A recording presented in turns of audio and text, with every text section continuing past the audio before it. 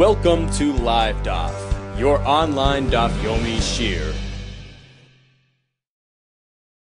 Shalom Aleichem and welcome back to today's DAF. Bava Metzia Kufyud, we are holding 4 lines off the top of the Amud. Says the Gemara, Ahu Shtar, there was a document, in which it said years, plural, without any number given to it. Rashi explains. This was a shtar mashkanta de surah. Now, mashkanta de surah works like this. A fellow borrows $1 million. He provides his field as collateral. The malva, the lender, now sits on that field, uses it, benefits from it, reaps the crop, and deducts, right? So basically, it's a deal where the lender will use the property for X amount of years, 5 years, 10 years, whatever they made up, at which end the property goes back to the borrower, to the real owner, and the loan is now all paid up.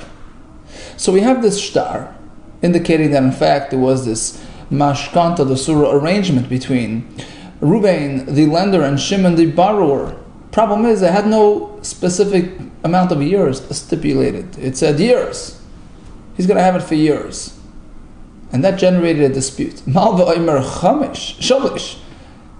So the one who lent the money, Ruvain, he claims, well, I'm supposed to be sitting here for 3 years, right? We have a 3-year deal. But Shimon, who borrowed the money, the real owner, wants it back after 2 years. And the malva, Reuben had already consumed all the profits off all the crop off the field. And Shimon would like to be refunded for that extra year, which he claims was unjustified. Minaman, who's to be believed here? Shimon, the owner, or Reuben, who was sitting on the field, who already took the fruit? We have a machlikas. Rabbi Yehuda Amar Karka B'cheskas Ba'alei Kaima. Whenever there's a discussion, a question regarding ownership, or regarding paying for land use, karka is considered in the possession of its owner. He's a muhsak. He's the presumed owner. He's presumed to be right, unless you prove otherwise. Okay, so now Shimon is the real owner, right, of this property, which compels Reuben to repay him for that last year. Rav Kahana Amar no. Peiros b'cheskas oichlein kaimi. Go the other way. The fact is, Reuben already took the peiros. He already took it. It's a question of obligating him to refund, to pay. Well, he's a muhsak on that. Well, you have to prove that he has to pay. Otherwise, he can claim that it was a 3-year deal and it's justified. The maskana, the conclusion is Kavased Rav Kahana, who says the Amar Peiros b'cheskas echlein kaimi, and Reuben walks away without paying. Asks the Gemara, what do you mean? Haven't we already concluded elsewhere that the Hilchasa Kavasei de Rav Nachman, we follow Rav Nachman's opinion, the Amar who says Karka b'cheskas ba'alei medis, the owner of that karka, he's the one in the right, and here we say the malva, the lender, is in the right. Well, says the Gemara, Hasam Milsa de Le'avida L'Gluyahi. The reason why Rav Nachman consider the owner of the karka to be in the right, we're speaking in a case where it's unverifiable. It's some type of ambiguous arrangement between two people, which will never be verified, like the case we had a while ago about the annual rental. Is it an annual? Is it a monthly? We're not sure. So there, it's inherently unknown. Who wins? The landowner. But here, Milsa David L'Gluya, here by the shtar of Mashkanta the Surah, you can easily verify it. Go to the Rashi says, go to the Edom who were involved in the shtar, and they'll tell you exactly how many year deal it was.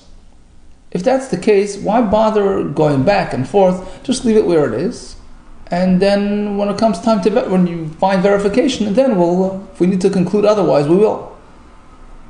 So right now we just leave it status quo. You ate the fruit, keep it gesundheit until we verify otherwise. And to burden the bezin, to go through 2 motions, to raise zimni twice, we don't do that. So here it's different. It's not like we're putting the lender in the right. Because ideally, karka is considered in the hands of its owner, not this fellow. But here, since we expect to actually verify the details of the deal. So leave it as it is right now, pending further verification. What if we have a difference of opinion?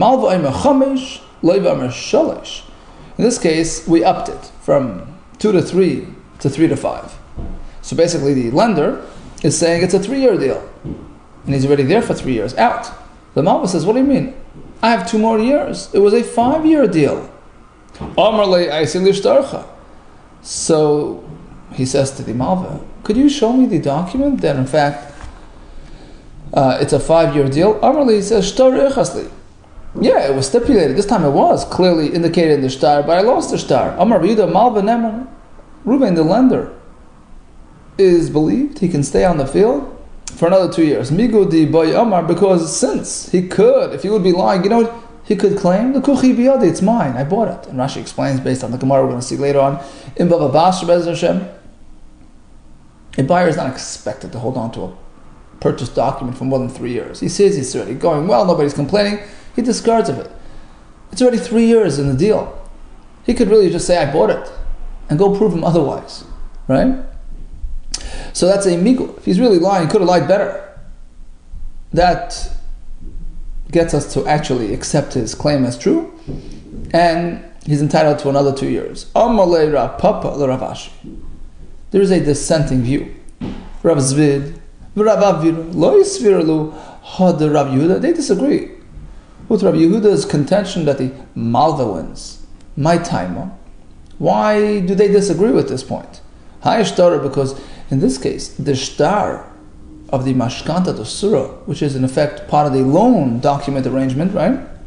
Since it's meant for collection purposes, he holds on to it. There's no getting rid of a loan document until it's fully paid up, right? It's not like when you buy a field. Okay, it's quiet for 3 years, nobody's complaining.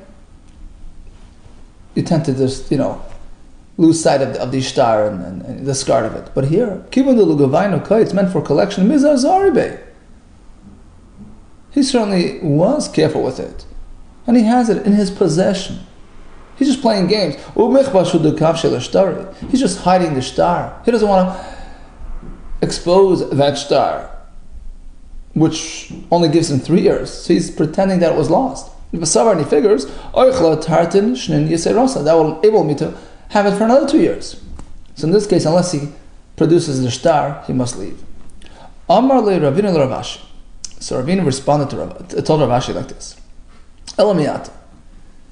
So according to this train of thought, Hai mashkanta de surah. The kasvi hachi.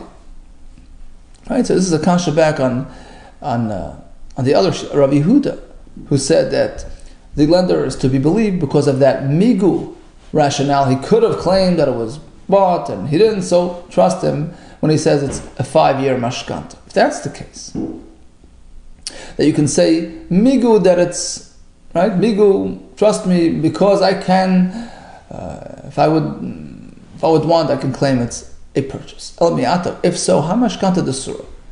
The kasvi hachi. So what about your standard mashkanta de surah system, where they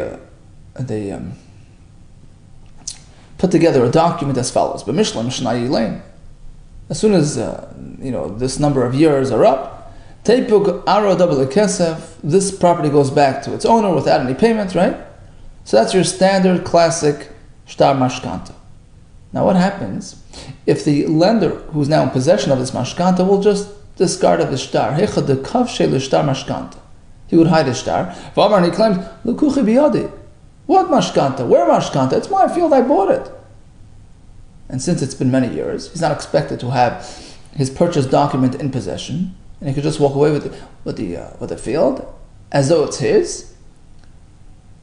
Hachinami de mean that we trust him. And if that's the case, it's a pretty scary situation. You think the Rabbanan would establish a system that can lead to all kinds of falsehoods? That can make people lose lots of properties. How can we allow this system to be in place? It can just cause havoc. Amarli, he responded, no.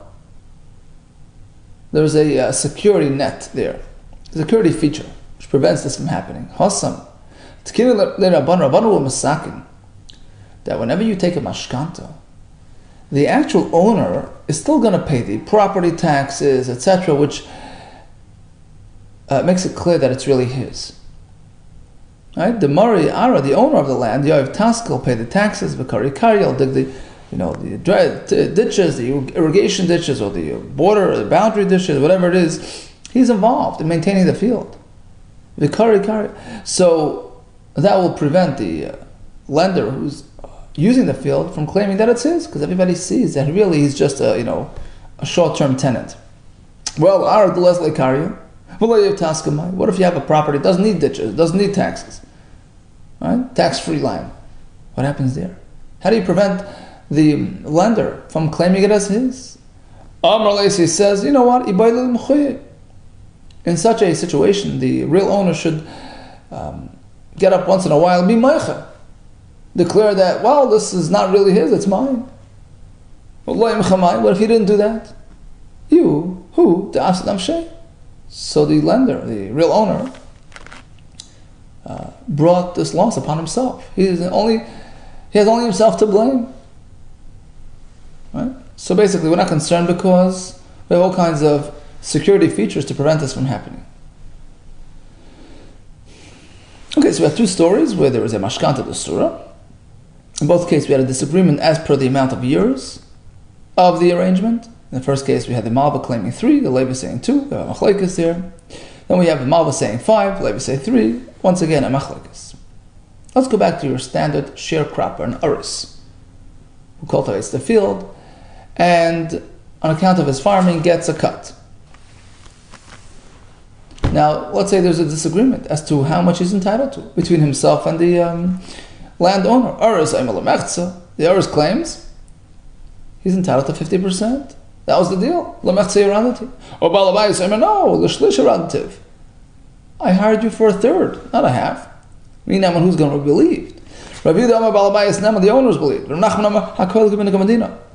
Whatever the going rate is, that's what we do. Savar the Chachamim figured, there really is no disagreement between Rabbi Yehuda and Rav Nachman. Everybody really agrees that you follow Minig HaMedina. It's just a question of what the minig was. Ha ba'asra the shakal arisa palga. Rabbi Yehuda.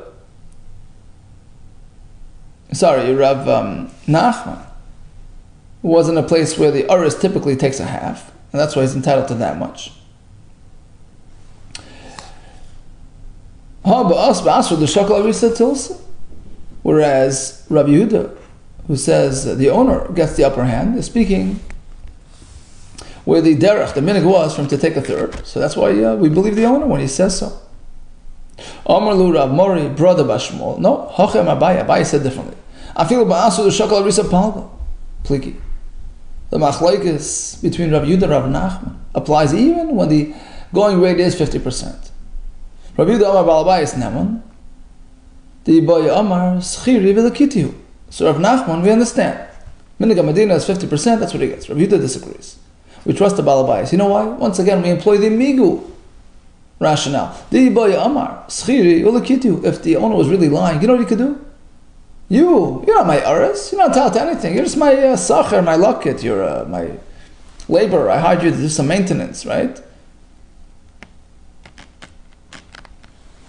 So different forms of handyman or whatever. So you're not entitled to anything. I'll give you hourly rate and that's it. So since he has that ability, he can just deny the whole arrangement.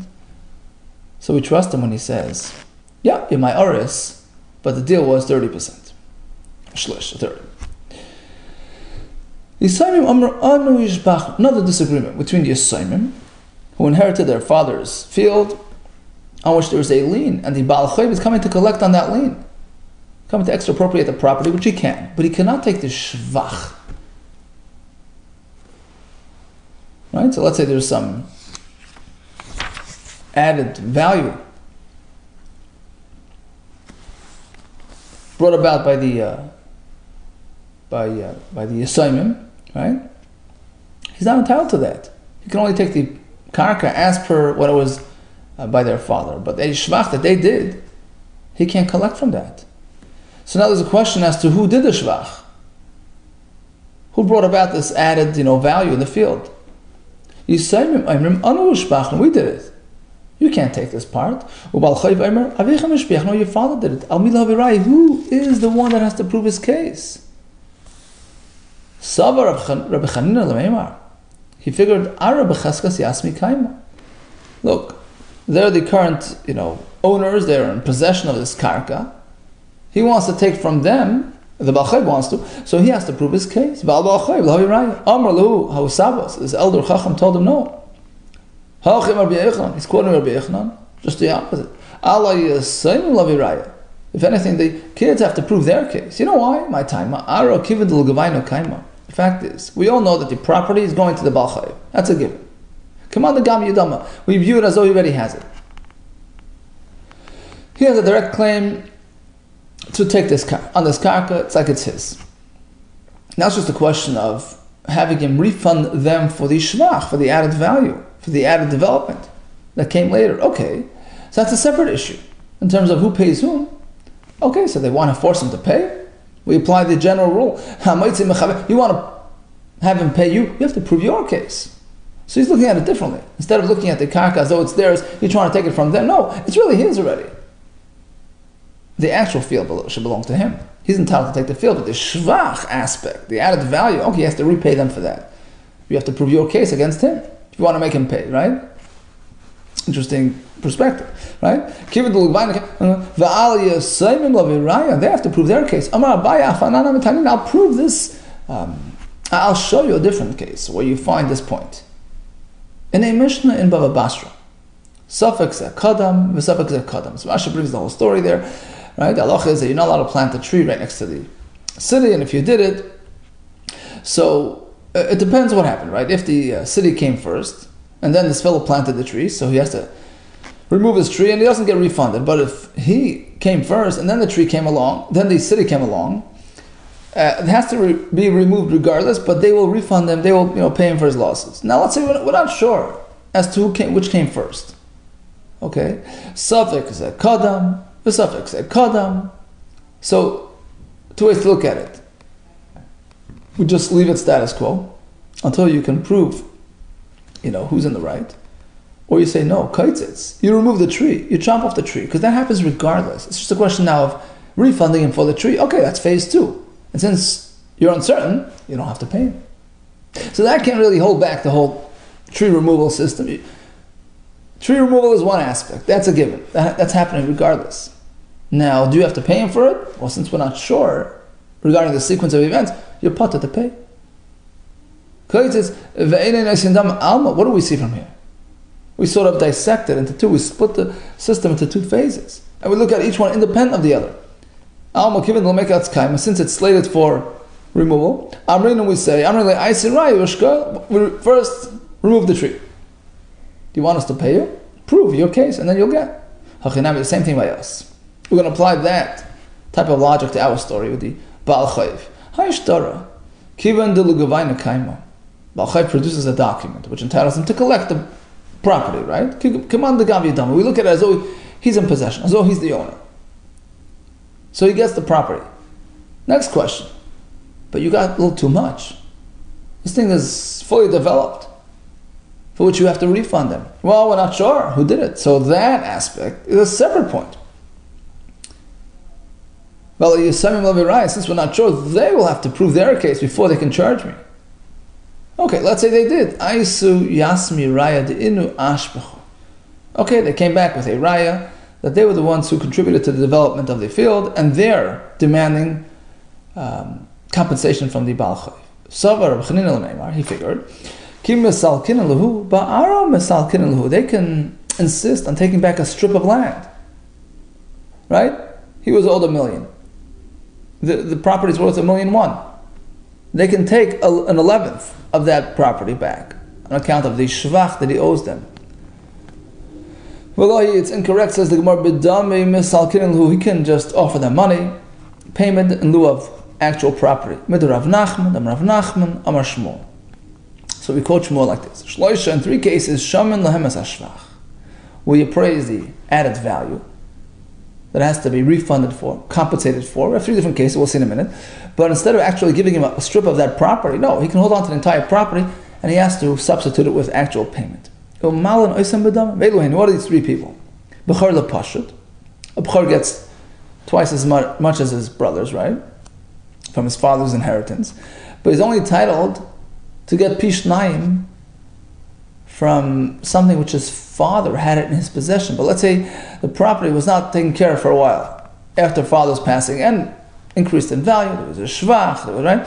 So he's not entitled to get double portion from the shvach. And let's say he walked away with double portion from the shvach as well, right? He took the field, divided into three, he took two, his brother took one part. Within his two, there's shvach as well, which he doesn't deserve. Question, does he have to give back a sliver of property, or can he just write a check? Yeah, he can write a check to the pasha, to his brother. Likewise, our case, he's on demanding the balchayv or the isha collected ruksua from their assets, who were entitled to do so, but they weren't entitled to take the shvach. They have to be refunded. A check works. Likewise, if a person purchased a field that has a lien on it, but he also increased its value in the interim, balchayv can take the whole field and send them a check for the shvach.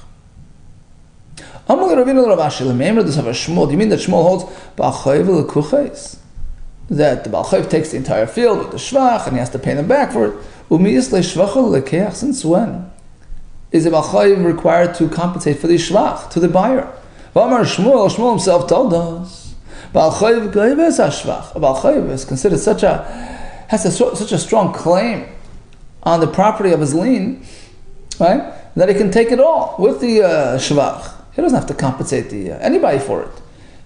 Perhaps we'll say, like kasha, depends how developed, the crop on that field is. That's a term describing a crop that's ready to be harvested. It's already disconnected from. It's already independent of the property, and if it's all developed, we don't look at it. We don't view it as part and parcel of the property, and the balchayv can't take that. Kan b'shvach. She'ein magil ksafayim, as opposed to a case where the crop is still somewhat growing and still ksafayim on the shoulders. It's not really fully developed. It's not so high. It's still sort of growing. Whatever. So bottom line, the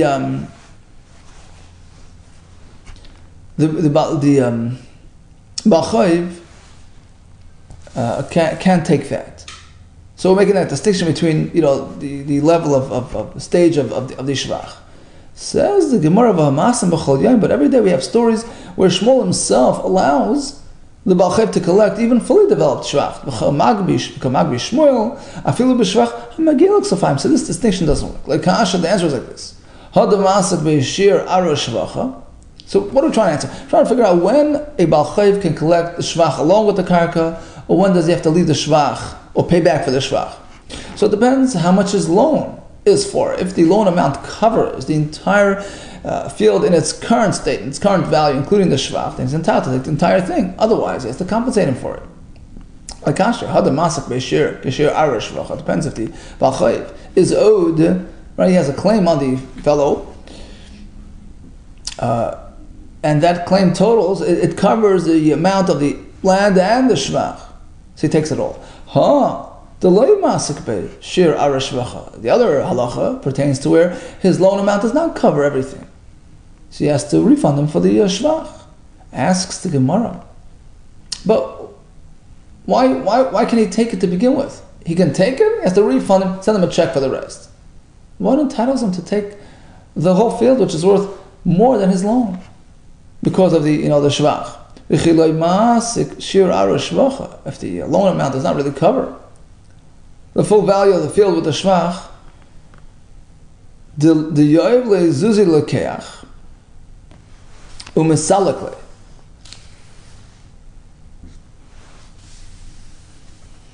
Right? So this is a kasha, right? So when the loan does not really cover the full amount, so you say, all we need to do is pay the lekeach back.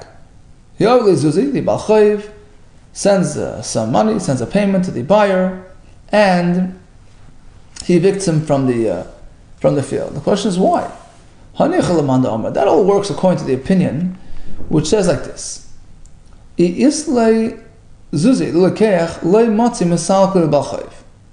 So it's a general question, right? Shimon borrowed from Reuben, borrowed $1 million.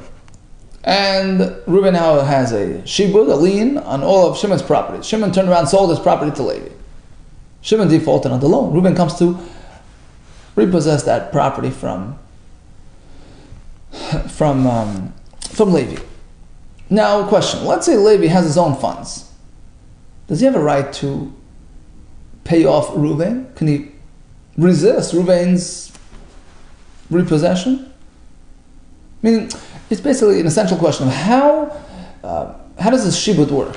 When Reuben has a shibud on a karka, is it like it's a direct claim on the property, or the property just a means? His claim is really money. He lent the money, right? Property is just a way to get the money. There's two ways to look at it. So it will depend on that. If Reuben's claim is a monetary claim, so Levi, if he has access to money, he can just pay off Reuben, leave my property alone. Here, it takes you $1 million. But if Reuben's claim is now sort of inherent on the karka, so Levi can't do that. If Shimon defaults, Reuben just takes away the karka. So we have a machlekes, whether or not Levi can do so. So if you go with the opinion that if Levi comes up with his own money and offers it to Reuben, he can't force him to, he can't get him off his back. Because Reuben's claim is direct on the property. So that will also explain our halacha, that when he actually repossesses, he can repossess the entire thing even though his loan amount falls short of the current value of the karka because of the extra shvach. Shaper. That explains the halacha, right? That we explained, that we just learned that the Baal Chayv takes the entire thing, and he just has to, send Levi a check for the shvach. So Shaper, that works. But according to the other approach, where the thinking is that Baal Chayv is a monetary type of claim, and if Levi can come up with money to shoo him off, he can do that. So in this case, he doesn't have money. Okay, so Reuben will take away his property, but do it with reason, right? You can't just, if your loan covers only $1 million and this property is now worth 1.1 because of the added, development and shvach, at least leave me over that strip, a 10th or 11th, whatever. V'nei malei, so Levi can claim to Reuben, what right do you have to take the entire thing away from me? Imagine if I would have my own money. I would just take that money and give it to you and you're gone. You're off the property. So theoretically I can do that. I.e., you're coming with a monetary claim. Okay, fine. So now that I don't have the money, fine. So I'm reluctantly giving up the property, but only in as much as you're owed. If I don't really have money for you, and you're taking the property, at least leave me behind something which is beyond the loan amount. Give me a strip of land in this property, corresponding to the shvach amount. How can you just get away by paying me? You have no right to the land past the loan amount, because after all, it's just a loan claim that you have. You don't have a property claim. And since the Gemara was speaking about a special case where actually all would agree that he has a property claim. Skinner was speaking that Shimon, upon borrowing from Reuben, actually designated this property. He says, told him, you will collect only from this. So basically, he's empowering him that on a case of default, he'll take from this property without any issues. Says the Gemara, so back to a makabel, right? So he's a sharecropper, and it was a 7-year deal.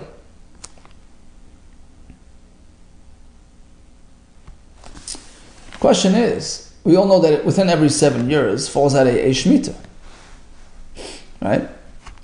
So is the shemitah included in the 7, or can he demand another year? The sharecropper. He took it for Shavua, means a 7-year deal. He's going to pay him 700 zuz. So basically 100 a year, right? That's sort of the rental fee, a flat fee which he pays the owner. Hashvius min aminyan. Shvius is included because Shavua Echad, a week of years, includes the Shemitah. Let's say the wording on that deal was presented a bit differently. It was formulated a bit differently. It's $700 for 7 years, 7 separate years, 7 working years. So in this case, right, it's understood that if he spoke about 7 years, he wants 7 farming years. Ein hashvius, min haminyan shvius is not included. He's entitled to another year. Now we shift to a totally different sugya called b'yoymo titin schoroi. Right, the Torah says you hire a worker. There's a lav for delaying salary payment. There is a mitzvah asay for paying promptly on time. Now, what's considered on time? Says the Mishnah, schir yaim. Suppose he was hired to do work during daytime. So his job is done at the end of the day. A day laborer. So he can collect his fee, his salary. He's entitled to collect it throughout the entire night. Basically, you have until morning to pay him and fulfill the mitzvah of biyamei titin schari. Sacher laila. Likewise, if he's a night worker, his shift ends at the end of the night, so he has all day to pay him. Sacher shows. What if it's an hourly worker? It's hired from 5 days. 5 hours. Okay, part-day worker. So it depends. If he's working in the middle of the night, okay, from 10 to 1, and he's done at 1, so he has until the end of the night to pay. Or if he's working part-time during the day, right, he's done at 3 in the afternoon, you have until the nightfall to pay him. What about a schir Shabbos? He's being paid weekly. Schir Chodesh, monthly worker. Schir Shana, annual. Schir Shavua, 7-year worker. What is considered on-time payment? The Yotza B'Yayim depends when he finished his job. If he finished it during daytime, you have all day to pay him. Yotza B'Layla, if he finished it all the night. He has all night and all day. We'll see in the Gemara, which explains this halacha. How do we know this first halacha?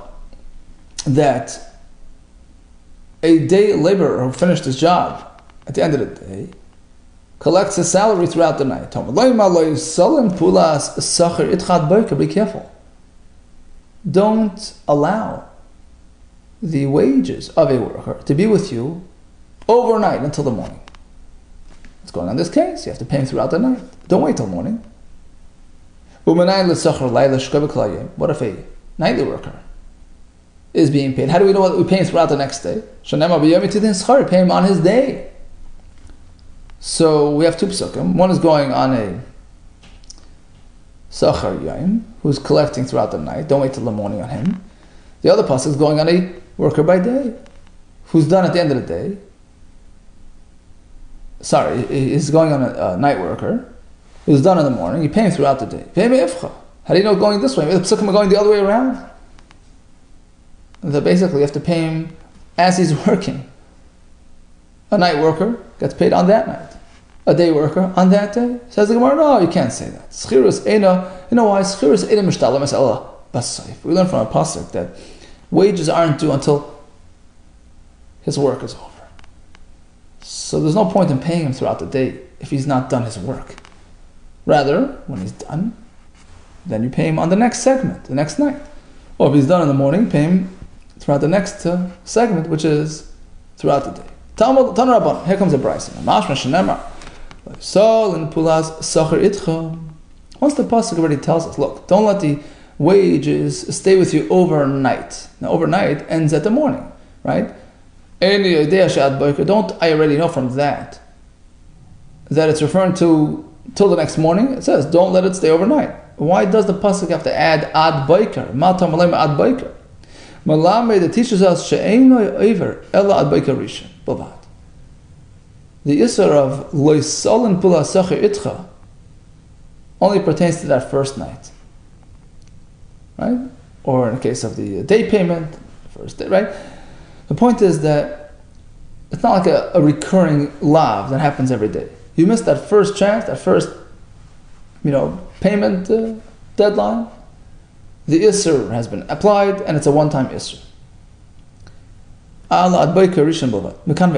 happens after that? Can he delay and delay and delay just because he did the isser? No. Although there's no Isser Min HaTorah anymore, that only happens the first day, the first night. But there's an Isser D'Rabbanan. Makamei Lach Mai, Amarav Eiver Meshum Bal Tasha. There's another Isser D'Rabbanan. Don't delay. Amarav Yosef, Maikra, where do we find that in the Pasuk? Al Taimel Ri'echa. Don't tell your friend, your worker, who you owe money to. Leich V'shoiv, Umachar Etin, come, go, right? Leich V'shoiv, right? Go, come back. I'll give you tomorrow. Machar Etin. V'yesh Yitchan, you have the money to pay. So it's certainly dishonest and inappropriate, but there's no lav once he missed that first opportunity. Okay, let's quickly recap today's daf.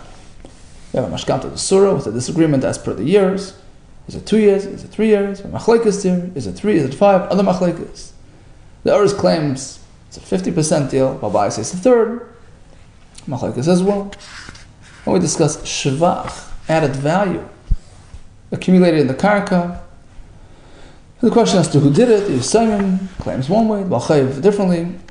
We discuss what to do there. We discuss the shvach payments due to different people, due to the Lakuchais, to the Yisayim, etc. And then we learned about Shvius, whether or not it's included in the 7-year Kabbalah. And we started the sugya of the Mitzvah Saseh, V'yaymai Titein Schare. All the best to you and Hatzlacha Rabbah.